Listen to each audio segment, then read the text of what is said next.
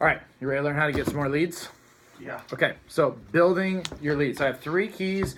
I'm going to give you guys some stuff to share. I got a few bonus tips, and we'll talk about building your list and really starting with even just a handful of leads, how to build that into a $2,000 a week, just like that, all right? So and think about that. By the way, if you're selling $2,000 a week in the summer, one, if you're in a college student, you're competing for an all-American scholarship. You're going to be at 30% very quickly within 5 weeks if you're starting at 0, and that means you're making over $600 a week if you're at 30% selling $2,000. And so I'll show you how that's done by doing phone time and setting 2 demos in phone time for the week. Only 2? So you go to office like a Monday night. Monday nights are going to be big this summer, by the way. We're going to have a big focus on Monday nights to hashtag 2 Demo Tuesdays, right, to start off the week strong. But by starting off by just setting 2 demos for Tuesday, I'm going to show you how to roll that into a $2,000 a week, okay? So first, let's talk about getting more leads. So number 1 tip is have that be your number 1 focus of the presentation. Your number 1 goal of every presentation is to get to 10 to 15 people written down each time and have them be texted. That's more important than any sale. That's more important than anything. I remember hearing that for the first time back in, I think, 2000. And it was a guy who in 1999 did about 40 weeks in a row over $3,000, I believe it was. His name was George Ristad. Sold about 250 grand. Back in 1999, that wasn't normal. Like, that didn't happen. It was he was one of the top 5 people in the nation, and he worked at like a 9-to-5 job, and his goal every presentation was just to get 10 to 15 people written down. 10 to 15 people. Just get 10 to 15 people. And you get whatever you focus on, right? So if you spend 45 minutes to an hour focused on a sale, then you spend 2 minutes focused on getting recommendations. What do you think is going to happen, right? You're probably going to get a lot of sales and just a little bit of recommendations, right? So you should focus the whole time on getting recommendations, right? Sales are great, but they end there. Once you have a sale, it's done, right? Leads are the future to your business, right? I'm sure you could take FSMs, and I remember going back in summers. Josh, you can probably remember some of this, and Charlie, you can remember some of your big sales where you can probably trace thousands of dollars of sales back to 1 lead, right? I think of Marianne Odegaard. I think of Mary Kelly. At least 40 grand from my first summer came from her lead base, right? So leads can lead to a lot of big things. That's what you call leads, right? Top reps are great at getting leads. And you're going to learn how to sell more just by coming to team meetings, doing more demos, calling in, right? You'll naturally get better at the sales just from doing a lot of demos and making it, especially calling in before and after getting those tips. But the way to really kill this job is to have more people than you could possibly ever call. Because if you have more people than you can possibly call, well, one is you're always going to have demos ahead of you. If you're terrible at the phone, it doesn't matter. You still have tons of people to call, and you'll get better at the phone really fast that way, right? Which will you also get better at sales. But you can also just show your best people and people who live in the area where you want to do demos because you have so many to choose from, right? So show those, you can focus on showing those recos from people who bought homemakers and signatures and ultimates. And you're like, oh, this is send your fret bot. They're like, oh, I'll take it too. And it's like demos are too easy when you get to that point. So the focus is leads, right? Can I get 10, 15 leads on there, right? So that leads to the second key. And the second key is talk about leads throughout the presentation. So through the whole presentation, Mrs. Jones, we have over 60 million customers. Almost all of them are personally recommended, just like you, right? A lot of you have stories about different things like, oh, this one lady, she loved the spatcher spreader because of this. Instead of just saying this one lady, Mary, add in one more step to it. Oh, this lady my mom recommended me to, Susie. She loves the spatcher spreader because of blah, blah, blah. Oh, one of my friends recommended me to this lady, Mary, and she got the homemaker set because of da, da, da, da. But you keep saying recommended and recommended and recommended. That's one of the lines at the beginning of the training manual. Hey, Mrs. Jones. Yeah, my main goal is basically that you like me and Cutco enough to recommend me to all your friends, right? Whatever that line is right at the very beginning of the demo. I know some of you have your own spin on it, but how many times can you talk about recommendations, right? When you're sharing your goals, talk about how many appointments you're trying to do, not just what you're trying to sell, right? Not just I'm trying to pay for college, Mrs. Jones. It's, oh, I'm working with Cutco. It helps me pay for college. My goal this summer is to do 100 appointments. All right, my goal this summer is to do 20 appointments a week, 10 appointments a week, 15 appointments a week, whatever it is. And then after you share your goals, you always talk about why you like the job. And the job's awesome, Mrs. Jones, because It's really flexible. I can work around my other job at the aviation place there. I can, do my football or sports or whatever training. I can spend time with family. And we only work with people who've been personally recommended to us. Because, going door to door would be kind of crazy, right? Yeah, so at the end of the demo, people just write down some people, give them a quick text. And that way everybody knows we're calling. So it makes it really easy. And now they're like, oh, okay, he's going to ask me for leads at the end. So now also, as they're going through the demo, they're not just thinking, ooh, that spatula spreader is really cool. They're thinking, ooh, I know who would really like that. And they're already going to be thinking of more recommendations as you go throughout the presentation.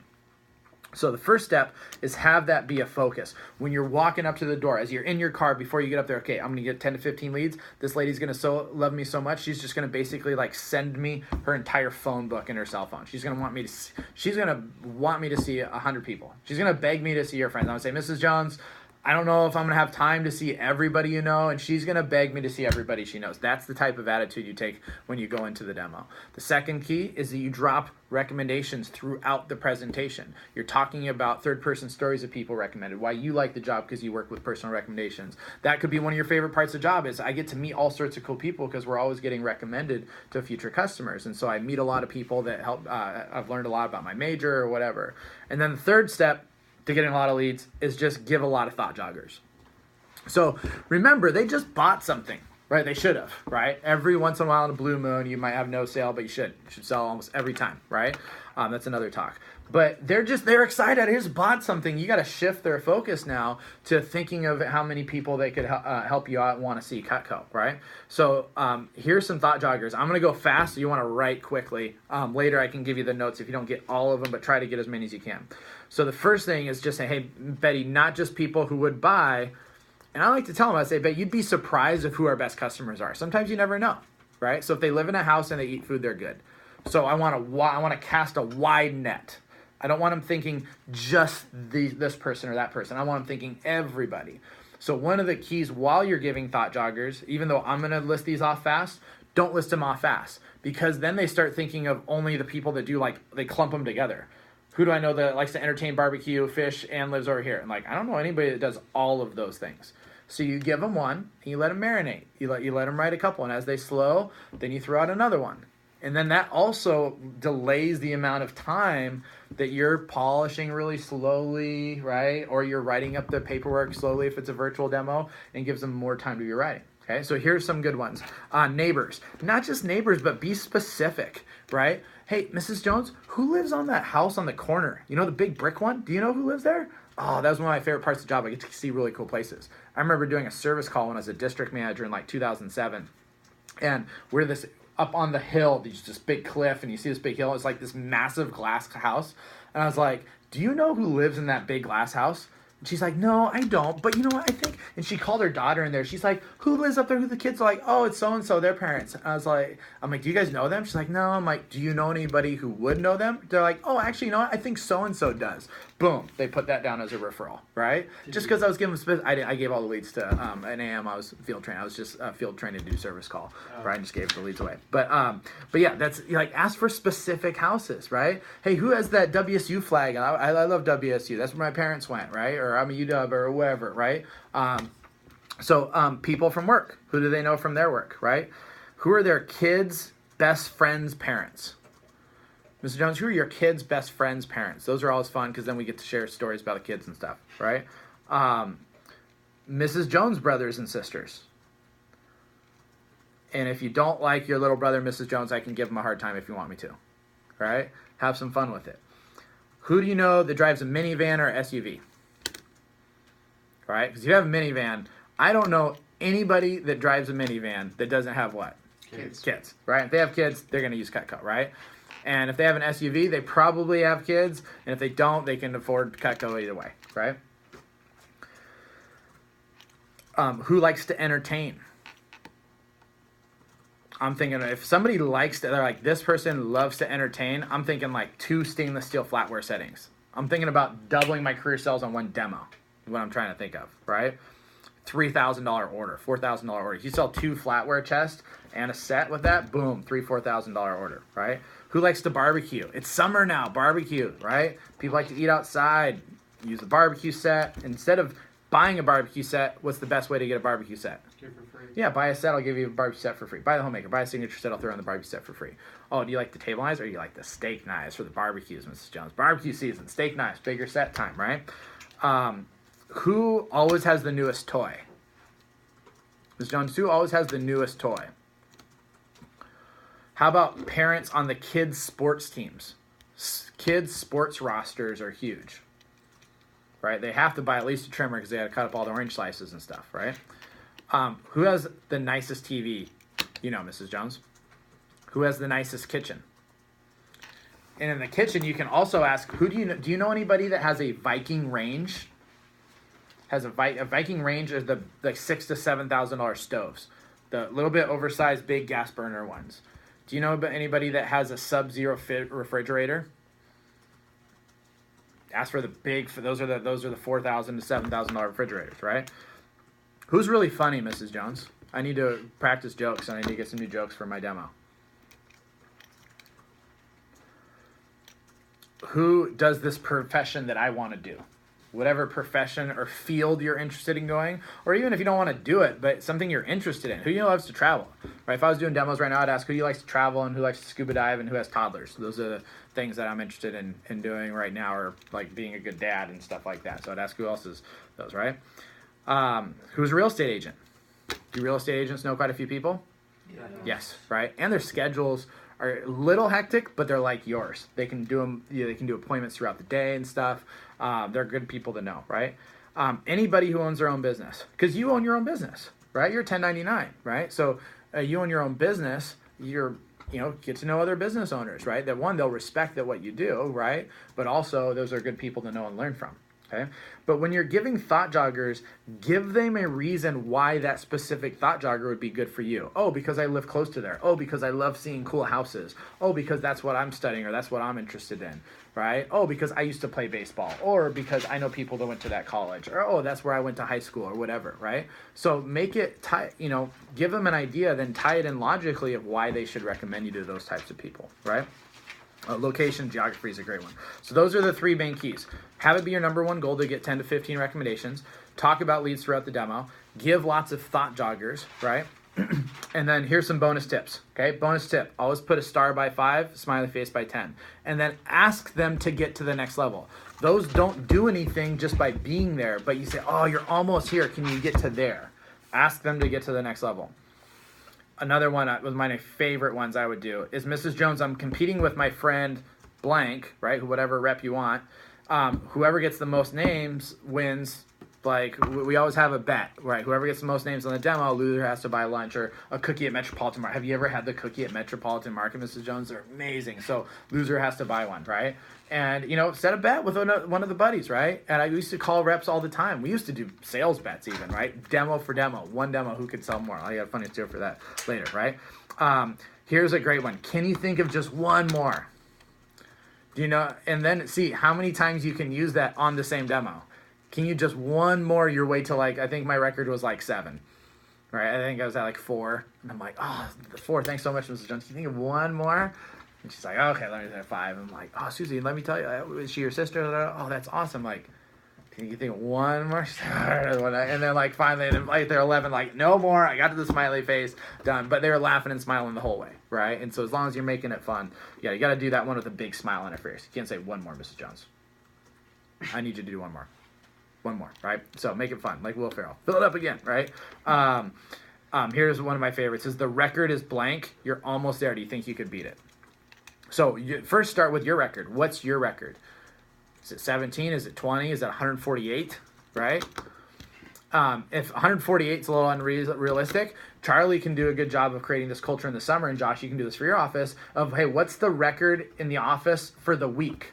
Who's gotten the most recommendations this week? Right? Oh, the record for this week, Mrs. Jones, is only 13. You're already at 12. Do you think you could beat it? The record this week's 25. That's a great one where you can, it's usually going to be in the teens to 20s for an average week. But if you really work this, it could get to where it's 40 or 70 or whatever. So then you just use the record for the summer, the record for the month or whatever. But give them a record to shoot for, okay? So those are tips on leads. Now, I want to give you a couple tips on building your names list. right? So if you're not, like, you don't have a ton of people to call right now, here's a couple quick tips to do. Number one is you just got to use your resources, right? So go back through your training manual, go back to page 2021, find all the leads. There's so many people on your initial names list who you were supposed to call back in a week, a year ago, right? Or 3 years ago, or however long ago it was, so there's a good start. Then go back through your lead notebook and just go page by page. Did you call that person? Now, I used to do this in the summer when I'd come back home. I hadn't called on those people for all the school year. So I would call back the person who recommended them just to check in, right? Once I was qualified to do service calls, I'd even offer a service call if it was a good customer. I could go touch up their stuff and sharpen them up and say, hey, by the way, last summer I never was able to get a hold of so-and-so. Is it cool if I give them a call? I kind of had to run off to school before I got time to call them. They're like, yeah, sure, that's fine.